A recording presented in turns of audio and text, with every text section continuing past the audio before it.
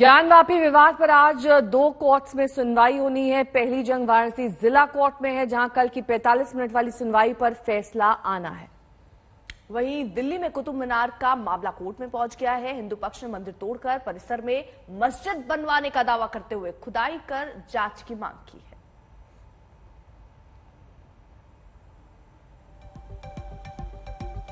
तो वाराणसी जिला कोर्ट ज्ञानवापी पर सुनवाई को लेकर दोपहर बाद फैसला सुनाएगा और कोर्ट को सबसे पहले यह तय करना है कि केस बनता भी है या नहीं।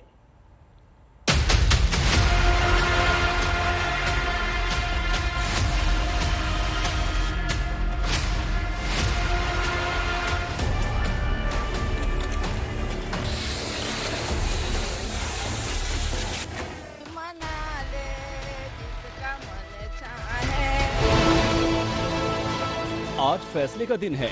ज्ञानवापी विवाद पर आगे क्या हो, किस दिशा में अदालती कार्रवाई चले, किसकी अर्जी पर पहले सुनवाई हो, इन तमाम सवालों पर बस फैसला आने ही वाला है। वाराणसी जिला कोर्ट ने कल 45 मिनट की सुनवाई में हिंदू और मुस्लिम पक्षों दोनों को सुना। अब फैसले की घड़ी है। ज्ञानवापी मस्जिद विवाद के सारे केस वाराणसी कोर्ट में ट्रांसफर होने के बाद मामले की नई सिरे से सुनवाई हो रही है। कोर्ट को सबसे पहले ऑर्डर 7 रूल नंबर 11 पर फैसला लेना है। 45 मिनट वाली पहली सुनवाई में मुस्लिम पक्ष ने अपनी दलील में इसी ऑर्डर का जिक्र करते हुए 1991 के धर्मस्थल कानून का हवाला दिया। ये कानून केस के अस्तित्व पर ही सवाल खड़ा करता है। वहीं हिंदू पक्ष ने सर्वे रिपोर्ट और सबूतों को सामने रखकर सुनवाई की अपील की। कोर्ट ने ऑर्डर रिजर्व रखा है प्रोसीजर डिसाइड करने के लिए कि इस मामले की सुनवाई कैसे आगे बढ़ेगी, क्या प्रायोरिटी रहेगी, किस एप्लीकेशन को पहले सुना जाएगा, किसको बाद में सुना जाएगा। हमने भी एप्लीकेशन दी है ऑर्डर 26 की, उस पे क्या होना है, इन सारी चीजों पे कोर्ट अपना निर्णय लेगा। ये कहा कि अभी फाइल हमारे पास आई है, आप लोगों की बातों को हमने सुन लिया है, अब इसको हम देख लेंगे, पढ़ लेंगे फाइल को। बिना पढ़े कोई बात तो बता पाना संभव नहीं है।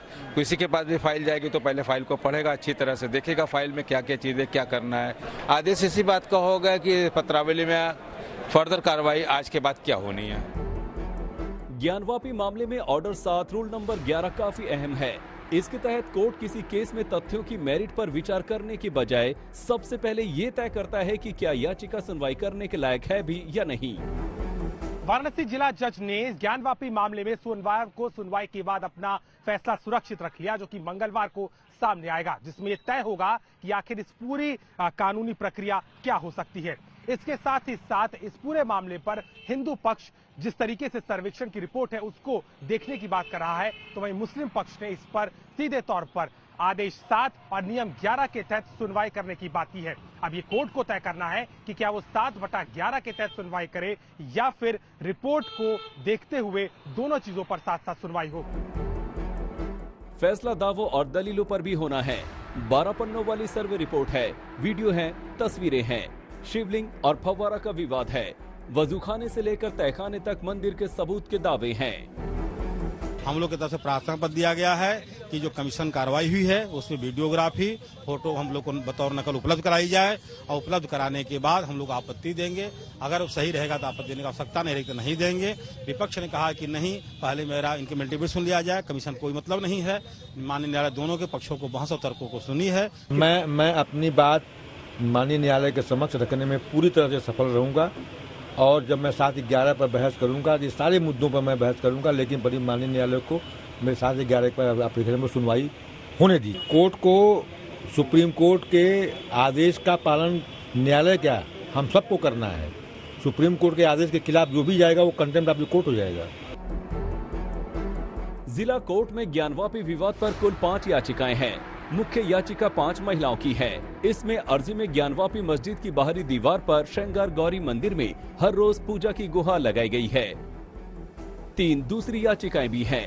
मसलन वजूखाने को लगी रोक के खिलाफ मुस्लिम पक्ष की अर्जी, वजूखाने के पास शिवलिंग के दावे के बाद पूजा को लेकर 5 महिलाओं की अर्जी और सरकारी वकील की वजू के लिए अलग व्यवस्था करने की अर्जी। अब देखना है कि जिला कोर्ट किस याचिका को तवज्जो देता है, किस अर्जी पर सबसे पहले सुनवाई तय करता है। सुप्रीम कोर्ट ने सुनवाई खत्म की मियाद 8 हफ्ते रखी है, लेकिन रास्ता लंबा है। जिला कोर्ट के बाद हाई कोर्ट है, सुप्रीम कोर्ट है। चित्रा त्रिपाठी, अभिषेक मिश्रा के साथ कुमार अभिषेक, वाराणसी, आज तक। कुमार अभिषेक मेरे सहयोगी इस वक्त तमाम जानकारी के साथ सीधे वाराणसी से जुड़ गए हैं। कुमार अभिषेक, देखिए 5 अर्जियां हैं, 5 में से कितनी वैलिड होती हैं, कितनी नहीं वैलिड होती हैं, इस बात की पूरी संभावनाएं बनी हुई है, लेकिन जाहिर तौर पर 8 हफ्ते का भी समय इस पूरे मामले में कम पड़ सकता है।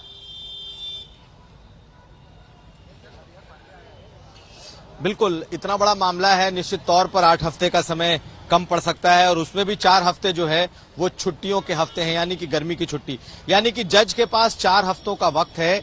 और जो हमारी जानकारी है, कल जब इस पर बहस हो रही थी तो हिंदू पक्ष के वकील ने अभी से ही 1 हफ्ते का वक्त मांगा था। विष्णु जैन ने कहा कि 30 तारीख के आसपास का डेट दिया जाए, लेकिन ये पूरी मोडालिटीज आज तय होनी है कि किस किस डेट को, एक तरीके का कैलेंडर तय होना है कि किस किस डेट को कौन कौन सी याचिका सुनी जाएगी। क्या 7-11 कहा यह जा रहा है कि क्या ये केस मेंटेनेबल है या नहीं, इसकी सुनवाई पहले होगी, या इसके साथ साथ जो सर्वे रिपोर्ट जुड़ा हुआ है उसको भी साथ लेकर के चला जाएगा। तो बहुत सारी चीजें ऐसी हैं जो एक के बाद एक इससे जुड़ी हुई हैं और कोर्ट ने चूंकि पत्रावलियों का अवलोकन या जज ने उसे पढ़ लिया होगा, कल से लेकर आज तक का वक्त लिया है और आज 2 बजे, ठीक 2 बजे इस पर फैसला आ जाएगा कि अब इसकी सुनवाई आगे कैसे बढ़ेगी। सुप्रीम कोर्ट ने 8 हफ्तों का वक्त दिया है, 4 हफ्ते छुट्टियों के होंगे। अगर बहुत ज्यादा कोई इमरजेंसी नहीं हुई तो ये छुट्टियां होंगी और अगर स्पेशल केस में इन छुट्टियों में भी सुनवाई चल सकती है, ये एक तरीका है। लेकिन ये माना जा रहा है कि 4 हफ्तों के भीतर ही इसकी सुनवाई होगी। अभी से लेकर के 10 दिन का वक्त इधर है और फिर 1 जुलाई से लेकर 20 जुलाई तक। तो कुल मिलाकर के ये एक कैलेंडर तय हो जाएगा, ये एक मोडालिटी आज तय हो जाएगी और 2 बजे ठीक जब इस पर जज बैठेंगे तो वो अपना फैसला रख देंगे कि वो कैसे सुनेंगे।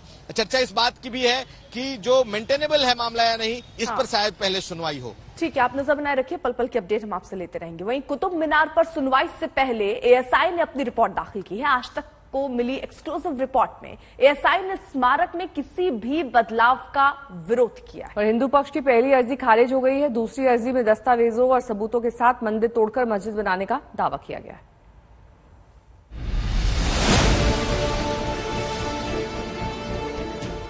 मंदिर मस्जिद विवाद अब इस गगनचुंबी मीनार तक पहुंच गया है। दावा है कि कुतुब मीनार परिसर की कुव्वत उल इस्लाम मस्जिद की दीवारों पर हिंदू देवी देवताओं की मूर्तियां हैं, प्रतीक चिन्ह हैं। इस दावे के साथ हिंदू पक्ष खुदाई की मांग कर दिल्ली के साकेत कोर्ट में है। यहाँ भी हिंदू पक्षकार वही हैं जो ज्ञानवापी मस्जिद केस में पैरवी कर रहे हैं। मेरे कोई प्राइवेट डॉक्यूमेंट नहीं है इस केस में। मैंने जो भी दाखिल किया है सब डॉक्यूमेंट्री दाखिल किया है। वो लिखावट दाखिल की है जो अरबी में लिखी है, जिसका इंग्लिश ट्रांसलेशन है, और इसको कोई इसको नहीं कहता गलत है कि कुतुबुद्दीन ऐबक ने जो बनवाया था इसको, गुलाम अहमद का पहला शासक, तो खुद लिखा है कि हिंदू और जैन मंदिरों तोड़कर उनके मलबे से बनाई जा रही है। और ये बात पूर्वी और दक्षिणी दीवार तो ऊपर एंट्रेंस गेट पर है। कुतुब मीनार का विवाद एक तरफ कोर्ट पहुंचा तो दूसरी तरफ एएसआई ने मस्जिद में नमाज पर रोक लगा दी। मस्जिद के इमाम का दावा है कि 13 मई के बाद से मस्जिद में नमाज पढ़ने नहीं दी जा रही है। हमसे आसार कदीमा वाले आर्कियोलॉजिकल वालों ने कहा कि भाई मस्जिद में नमाज नहीं पढ़ना है यहाँ पे। तो हमें ये गार्ड के जरिए बुलाया गया, तो हम वहाँ एक ऑफिस है, उन्होंने कहा एक मीटिंग है उसमें शामिल होना है। तो वहाँ पर हम गए तो वहाँ आसार कदीमा के सीईओ बैठे हुए थे। उन्होंने हमसे कहा कि आप मस्जिद में आप नमाज मत पढ़िए। मैंने कहा भाई जुमा है, तो जुमा में तो आते ही हैं लोग, बगैर टिकट के आते हैं, वहाँ पे लोग सब पढ़ते हैं, तो आप ये कैसे कह सकते हैं कि नहीं जी आप मत पढ़िए वहाँ नमाज। एक एक मसला पैदा कर रहे हैं, वही तो मैं कह रहा हूँ ना, एक एक मसला पैदा कर रहे हैं। वहाँ पर एक मस्जिद थी जो बरसों से नमाज होती थी, आपने 4 दिन पहले एएसआई ने ऑर्डर निकाल कर नमाज ही बंद कर दी मस्जिद में। इमाम साहब को नमाज पढ़ाना था, उनके कपड़े, उनका जो इमाम का कमरा होता है उसमें से वो भी निकाल नहीं दिए। ये सब चीजें हो रही। विवाद कोर्ट तक पहुंचा, लेकिन नया नहीं है। यहाँ तक कि एएसआई ने परिचय शिला पट में भी लिखा है कि कुव्वत उल इस्लाम मस्जिद के निर्माण की सामग्री 27 हिंदू और जैन मंदिरों के अवशेष से प्राप्त की गई थी। हलचल तो संस्कृति मंत्रालय और भारतीय पुरातत्व विभाग के अधिकारियों के कुतुब मीनार के दौरे से मची। दावा किया गया कि परिसर की खुदाई होगी, लेकिन केंद्रीय संस्कृति मंत्री जी किशन रेड्डी ने ऐसे किसी सर्वे से इनकार किया। मैं भारत सरकार के द्वारा, हमारे कल्चर डिपार्टमेंट के द्वारा, एएसआई के द्वारा मैं बताना चाहता हूं कुतुब मीनार में भारत सरकार के द्वारा कोई कदम उठाने का निर्णय अभी तक लिया नहीं। इसीलिए जो भी न्यूज है वो गलत है, बेबुनियाद है, इसमें कोई वास्तविकता नहीं है। विवाद के घेरे में परिसर की मस्जिद ही नहीं, कुतुब मीनार भी है।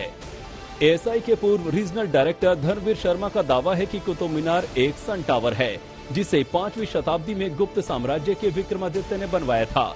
मीनार में 25 इंच का झुकाव सूर्य के अध्ययन करने के लिए रखा गया।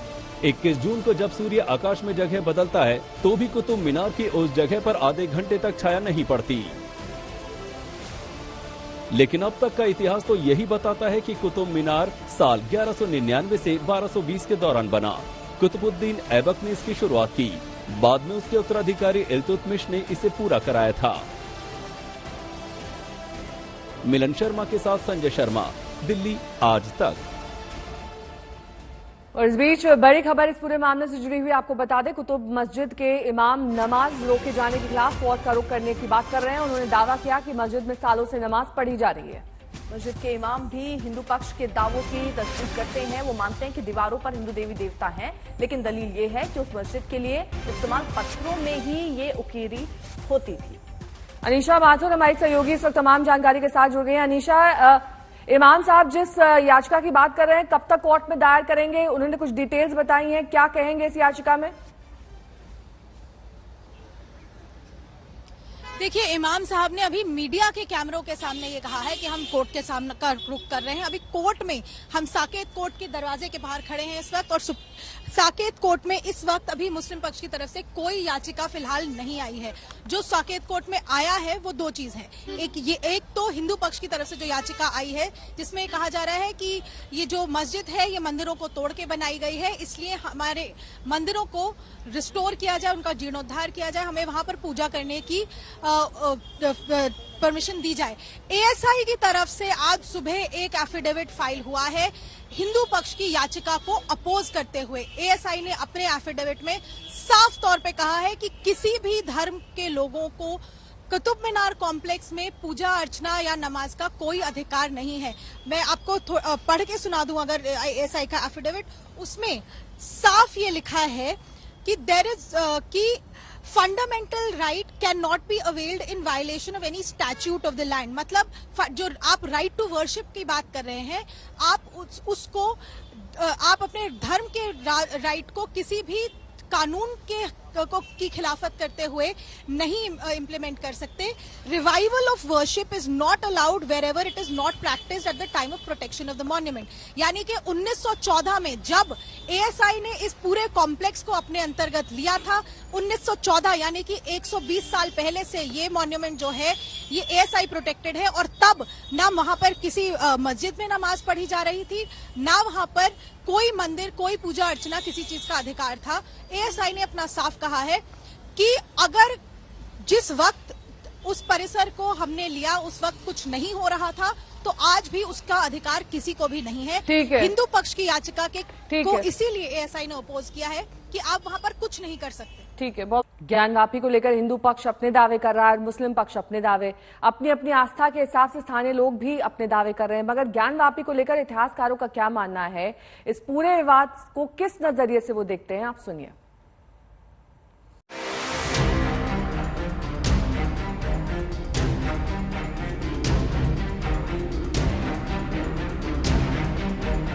कानूनी लड़ाई के बीच ज्ञानवापी पर जंग छिड़ी है। कोर्ट के फैसले से पहले अपने अपने दावों की लंबी झड़ी है।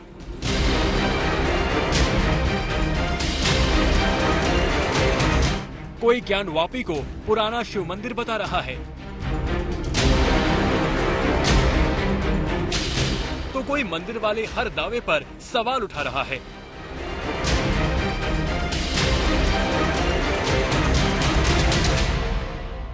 इन सवालों का जवाब तो कोर्ट में दलीलों और साक्ष्यों के आधार पर ही सामने आएगा, लेकिन आपको इतिहासकारों के हवाले से ज्ञानवापी के असल ज्ञान के बारे में कुछ बताते हैं। ज्ञानवापी के इतिहास से पर्दा हटाते हैं, मुगल काल के दौरान वाराणसी में घटी घटनाओं के बारे में बताते हैं। मंदिर ये तोड़ा है बनारस का जी है, एक मथुरा का है, वो केशव राय का बहुत बड़ा टेम्पल था, वीर सिंह बुंदेला ने बनाया था, जहांगीर पे बनाया। जी। तो ये 2 मंदिर उनका, तो इसमें कोई दो राय नहीं। सवाल यह है कि कोई चीज़ जो 1670 में बन गई हो, उसे आप तोड़ सकते हैं इस वक्त? ये जो हिंदुस्तान का मॉन्यूमेंट्स एक्ट है, उसको बिल्कुल खिलाफ। यानी इतिहास के हवाले से ये बात साफ है कि शासन के दौरान औरंगजेब ने काशी और मथुरा के भव्य मंदिरों को गिराया था। इसके लिए बकायदा औरंगजेब की ओर से फरमान भी जारी हुआ था। बनारस में जो मंदिर तोड़ा था वो कितना पुराना था मुझे नहीं मालूम, हो सकता है नया हो इसलिए तोड़ा, क्योंकि मुसलमान इसमें औरंगजेब ने ये कहा था कि नए मंदिर बनने नहीं होंगे। तो जाहिर है कि इतनी सल्तनत में हर जगह मंदिर बन रहे थे, लेकिन बनारस का तोड़ा। इस किताब के अनुसार 8 अप्रैल 1669 को औरंगजेब ने एक फरमान जारी किया, जिसके अनुसार उनके 3 प्रांतों में, 3 प्रोविंस में, कट्टा, मुल्तान और स्पेशली बनारस के मंदिरों को ध्वस्त करने का आदेश दिया गया। ये औरंगजेब का फरमान, ये औरंगजेब का फरमान है। और बाकायदा इसकी तारीख भी है 8 अप्रैल। जी, 8 अप्रैल। तो ये तो फरमान है। अब ये प्रश्न उठता है इतिहासकारों की दृष्टि में, क्या इस फरमान को एग्जीक्यूट किया गया, इसका पालन हुआ? तो इसी ग्रंथ में उसका भी हमें उल्लेख मिलता है आगे के पृष्ठों में। अब सवाल ये है कि क्या ज्ञानवापी में शिवलिंग है या फव्वारा? इस बिंदु पर भी इतिहासकारों में मतभेद है।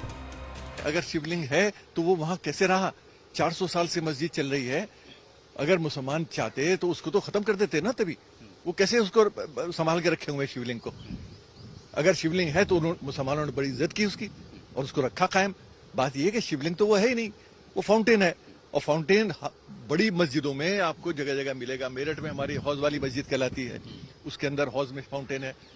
जितनी भी बड़ी बड़ी मस्जिदें हैं जहाँ जगह है, वहाँ वजू के लिए हौज बनाया जाता है और एक फाउंटेन ब्यूटिफिकेशन के लिए लगा देते हैं। हिस्टोरिकल तो नहीं, किंतु आख्यानों में ये बात है कि शिवलिंग को बचाने की कोशिश की गई थी और पंडितों ने, जो मंदिर के जो पंडित थे, उन्होंने शिवलिंग को कहीं छुपा दिया था।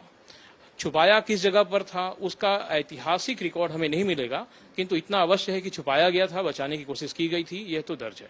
कि ज्ञानवापी में फव्वारा फंक्शनल था, इसका भी कोई रिकॉर्ड हमें नहीं प्राप्त हुआ अब तक। यदि वो 40-50 वर्ष पहले भी फंक्शनल था, उसके भी कोई फोटोग्राफ्स उपलब्ध होते, जो कि नहीं है, संबंधित पक्ष ने उपलब्ध नहीं कराए। यही कहा गया है कि यहाँ पर फव्वारा था, पर वो फंक्शनल था या नहीं था हमें मालूम नहीं। तो हमें फव्वारे की बात पर एक प्रश्न चिन्ह लगाकर रखना पड़ेगा। दूसरी बात है शिवलिंग की, ये हमें इंफॉर्मेशन है कि शिवलिंग को सुरक्षित करने का प्रयत्न किया गया था, जो कि अभी प्राप्त हुआ है। मंदिर तोड़ा गया, इसे लेकर इतिहासकारों में एक राय है, लेकिन ज्ञानवापी के मौजूदा स्वरूप को लेकर राय अलग अलग है। ऐसे में सवाल ये है कि क्या इतिहास के दस्तावेज और तथ्य कोर्ट में किस पक्ष के दावों के साथ जाएंगे? इस पर भी कोर्ट की सुनवाई के दौरान सभी की नजरें होंगी। आज तक ब्यूरो।